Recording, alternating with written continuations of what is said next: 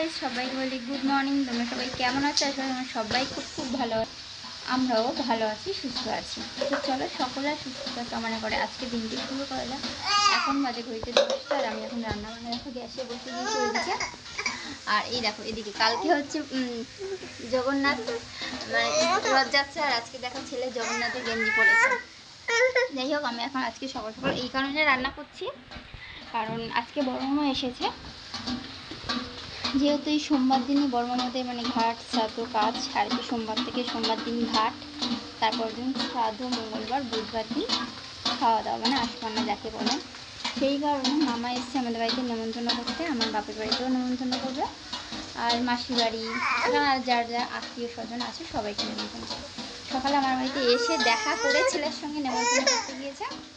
এসে আমাদের বাড়ি মালসা রাখবে, এখানে মালসা জাল দেবো, দিয়ে ওই ভাতটা খাবে আর কি। তো চলো দেখতে দেখো, অনেক কাজ, কথা বলার সময় নেই। আগে ছেলে পাঁপড় খাচ্ছে, পাঁপড় ভেজেছে, ও আমাকেও খাইয়ে দিচ্ছিল। যেই ক্যামেরাটা অন করলাম আর দেবে না। বাবাই দাও দাও বাবাই। তো এখন হচ্ছে 11টা বাজতে 10 মিনিট বাকি আছে, আর এখন যাচ্ছি দেখো বাপের বাড়িতে, মানে এই যে মামার নেমন্তন্ন করতে যাবে, তো রিস্কা নিয়ে যাচ্ছে গাড়ি, তাই বলে আমি মামা ছেলের বাবা সবাই যাচ্ছে। এই দেখো চলে এসেছি, শোনা চলে যাচ্ছি। তুমি যাবে আমাদের বাড়ি? বাপের বাড়ি থেকে চলে যাচ্ছি।